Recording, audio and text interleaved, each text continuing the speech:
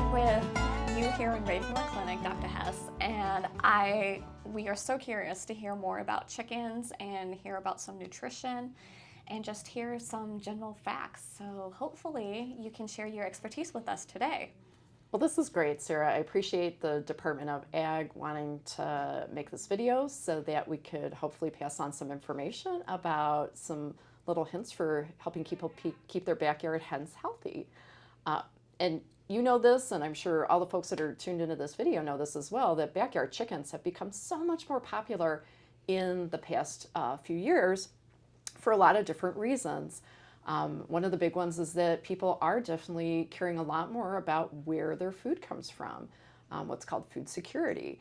And so because of that, people are deciding that maybe they want to delve into raising backyard hens so that they have a source of eggs, and sometimes maybe a source of meat as well. Organics all the rage. Yeah. And what's interesting in particular about backyard flocks is that oftentimes backyard hens occupy this kind of weird space in our lives because on one hand, they are a beloved family pet for a lot of people. On the other hand, we do eat things from them, like their eggs, and sometimes we eat them too. So they've got this kind of hybrid relationship with people. And as far as the U.S. Department of Agriculture is concerned, chickens are livestock. That's it. Okay. And so because of that, when people seek out veterinary care for their birds, which is becoming more and more common as people have backyard flocks, and they care about their individual chickens very much, we have to be careful about looking at medications that can be used in poultry. In particular, we, especially with laying hens, have to be concerned about certain medicines not getting into the human food chain. So because of that, I do encourage people to work with their veterinarians and to visit a website. It's called the Food Animal Residue Avoidance Database, or FARAD, because the government loves abbreviations. We love our acronyms. Yeah, and so the FARAD website is a great resource for people and veterinarians to look up things like, hey, what medications might I be able to use on my hens? And it's great for veterinarians because we can actually access that database and ask people at FARAD, hey, can we use this antibiotic in someone's sick chicken? And if so, what are the restrictions on doing that? Many times when we use a medication on a bird, we have to have what's called a withdrawal period. And what that means is that if a chicken is given a medicine, we may not be able to eat the eggs from that bird for a number of days or a number of weeks. And in rare cases, maybe we don't get to eat eggs from that bird ever again, or be able to use that bird for meat. So again, the FARAD is a really great resource. And does that depend on the medication or the chicken itself on the withdrawal period? It definitely depends on the medication. Okay. And again, it's because we're all trying to be very good stewards, especially about antibiotics and making sure that antibiotics don't get into the human food chain, because if they do, we may start to have bacteria that become resistant to those antibiotics, and that could be a really dangerous position to be in when people get sick. So people who, as you said, in the last few years have taken more of an interest in this and maybe are just now getting into the whole chicken craze, do you have any helpful hints or tidbits on like their chicken pens or housing and nutrition that you can share? Sure, yeah. There's a lot of good information out online about housing for birds. Probably the biggest things to be thinking about based on your personal space, in whether it's in your yard or what have you, would be making sure you've got good ventilation for the birds, making sure that you've got about on average 4 square feet per bird, and looking at things like having proper nest boxes, proper spaces for them to roost, proper spaces for subordinate birds to hide. That's a really important one because, when people talk about that phrase, the pecking order, that's a real thing, even in a small backyard flock. And so we want to make sure that that subordinate chicken has a place where they can hide out from the other chickens and not be constantly chased around. So that's where that phrase comes from. Yeah. I learned something new. It is a thing. As far as nutrition goes, so for years and years and years, commercial poultry feeds have been developed.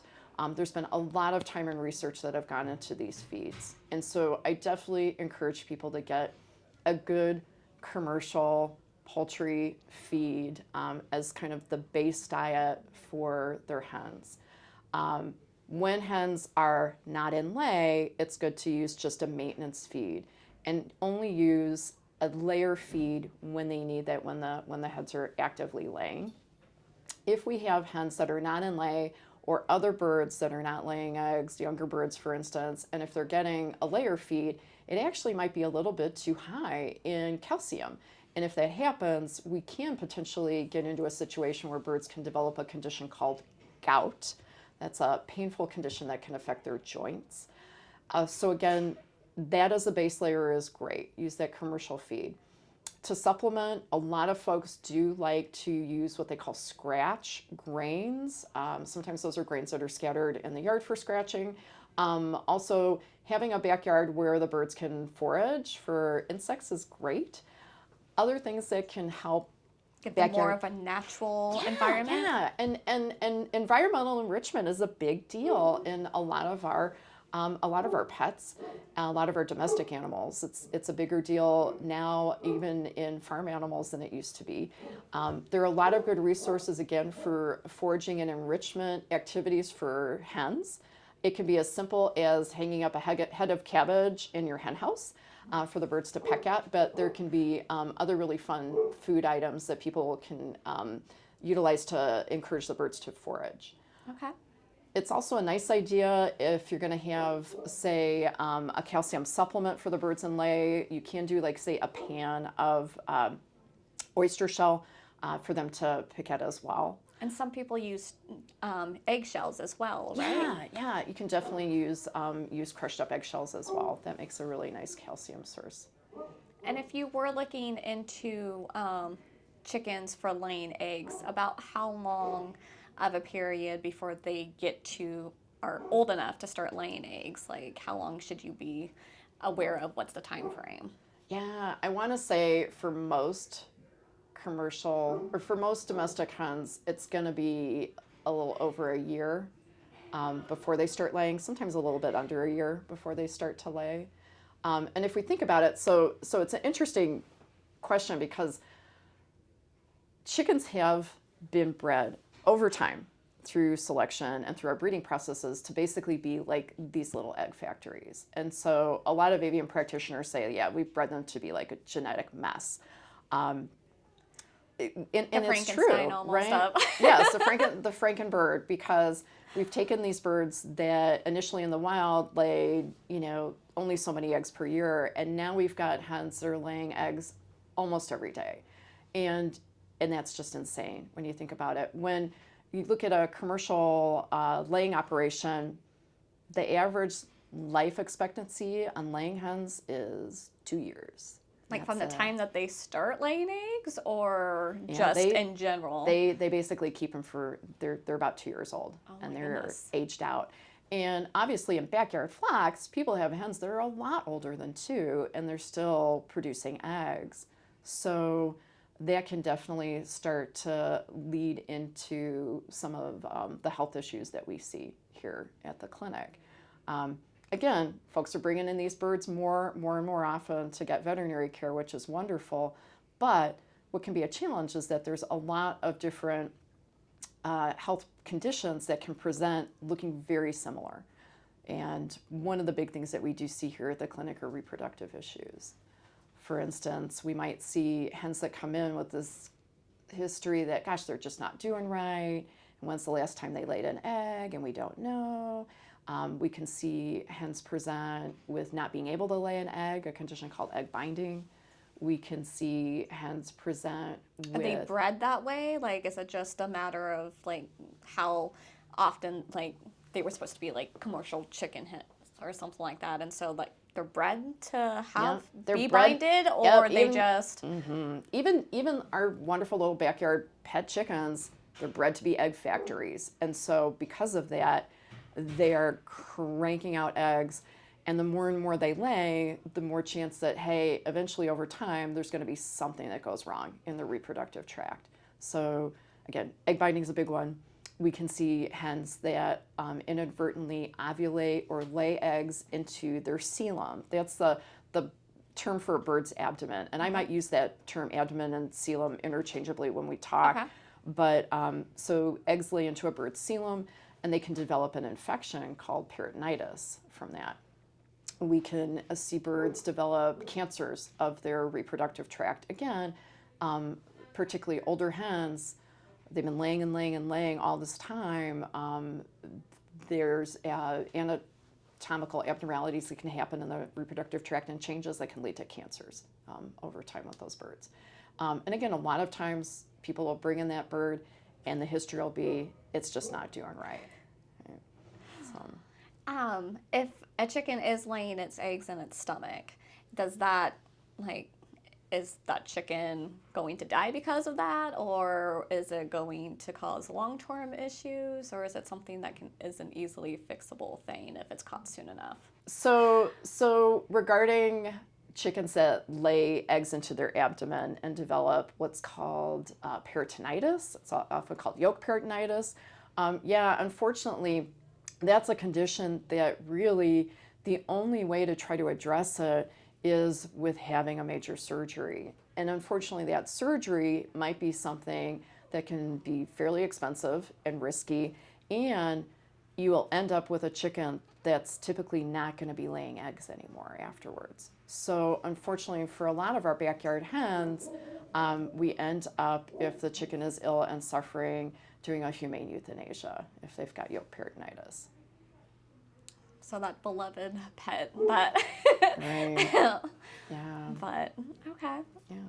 It's just good to know that sort of thing, especially going into never had a chicken before, knowing some of the pitfalls is probably Exactly. worth exploring. Yeah, little egg factories. And we can also see respiratory conditions not uncommonly in backyard hens.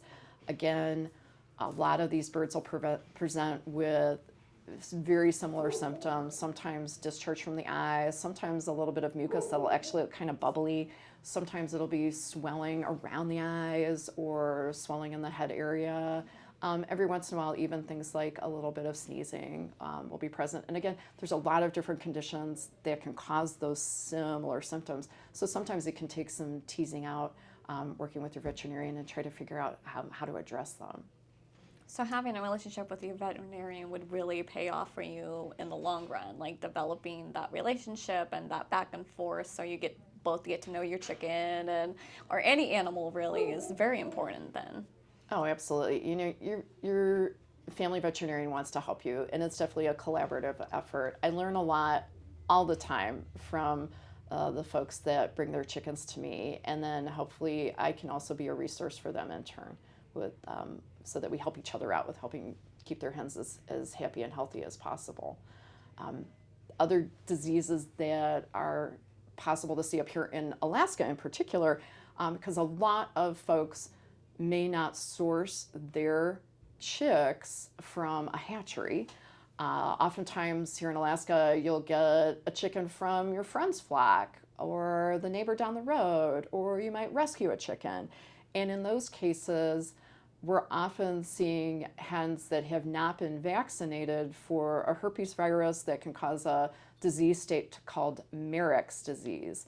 When people hear about that, Marek's disease can cause a lot of different manifestations. It can cause eye problems, it can cause respiratory problems, it can cause nervous system problems, and so unfortunately, there's no real treatment for birds when they get Marek's disease.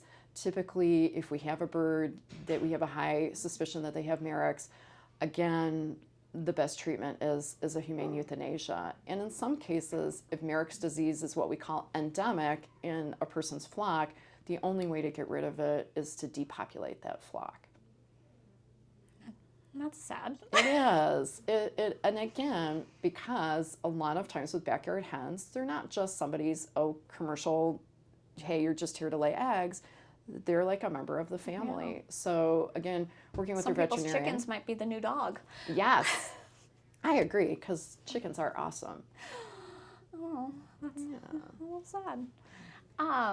Is there anything that you recommend, like being proactive on trying to prevent these diseases from happening? Is there something that people can do, or like vaccines or things like that they should stay up on?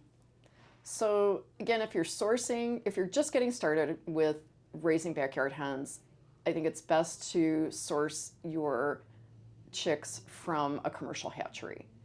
And ideally, you would get a population of chicks to do what's called all in and all out, which means, you get them all at the same time, a batch of chicks, let's say.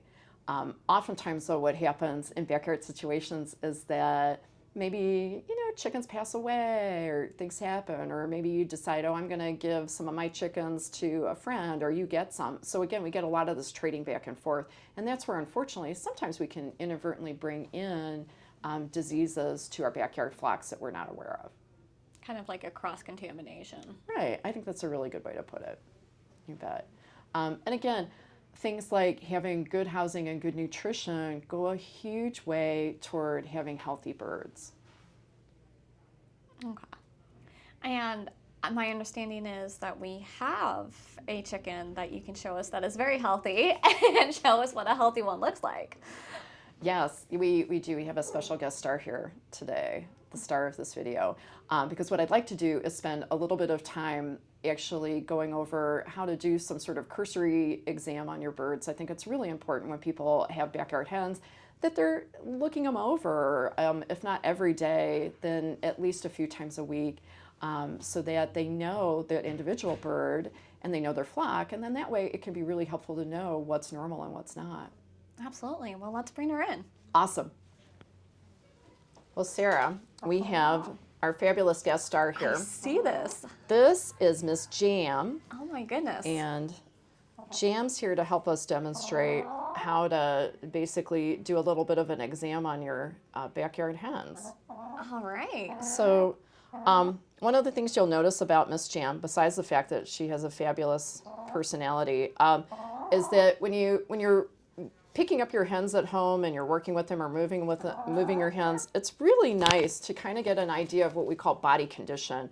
And the best place to do that is going to be feeling what's called their breastbone or keel area. Okay. And on laying hens, or even hens in the backyard that aren't laying at present, they're not going to have as plump a breast as, say, what you might expect when you're looking at a chicken at the grocery store. That makes sense. Those are broiler birds, and they're made for meat, and they're made to have a very plump breast. So it's really normal for our backyard hens not to have as prominent a breast meat as those broiler hens do. But you should get used to what's normal for your hen, and that way, if you're palpating down here by the keel area and you're feeling like, wow, that feels a lot less muscly than it used to, then you can kind of pay attention to that. Because these hens have a lot of feathers on them, if they're losing weight, we can't necessarily tell unless we're picking up the birds and feeling them. So again, palpating down here in the keel area is important. Another thing to look at is just feathering in general, parting the feathers and looking for lice and mites. We can see those oftentimes at the base of the feathers. Gem's nice and clean, so we're not seeing that with her today. And it's not uncommon to see poultry lice, and it's not uncommon to see mites in birds. And again, those aren't lice that are going to be contagious to people or to dogs or cats, but if it's bad enough on an individual bird, it could certainly maybe affect that bird, maybe even decrease laying production. Typically in a backyard flock, if there's an issue with lice or mites, there are actual commercial preparations that can be used on these guys, oftentimes topical little sprays, things like that. And also just, again, trying to keep the environment as clean as you can is super helpful. And so it kind of comes down to like how well you know your bird. It's one of those things that's Yeah, really good to absolutely. know. Like Gotta make sure know you're your birds. handling them and just. We talked to another vet, and they mentioned just keeping records, your own records of things, so that way you know, like how much they weighed just last month or how much feed they were eating and things like that, so you know for your own records, just have a general idea and a baseline. And that's where also having the relationship with your vet will also come in handy, having a baseline for certain things, and so you know, hey, I need to get this to the vet. Yeah, I think it's a great idea for people to do that, to be able to keep track of their birds. Sometimes it's a lot to, I think, to ask people like to weigh their individual birds, but again, a lot of these hens are pets as well, so that may not be, too much to ask in certain cases. When we're looking at the head of a hen, we're looking at things like the comb and the wattle. Is that what that's called? Yeah, that's the comb area, and this is the wattle. And oftentimes in hens that are hormonally active, hens that are laying, the comb and the wattle will be more bright in color and sometimes even a little bit more puffy. And Jam is laying, and so this color is pretty typical for a hen that's in lay, pretty nice and bright, deeper red, and maybe even a little bit more prominent. And with Jam, we can also see her eyes are bright and clear. She doesn't have any swelling around the eyes that's kind of making those eyes almost look sunken in. A lot of times these birds with respiratory infections in the sinus area, they'll get really swollen up in this area as well. And then moving down, Miss Jam. She's not liking that.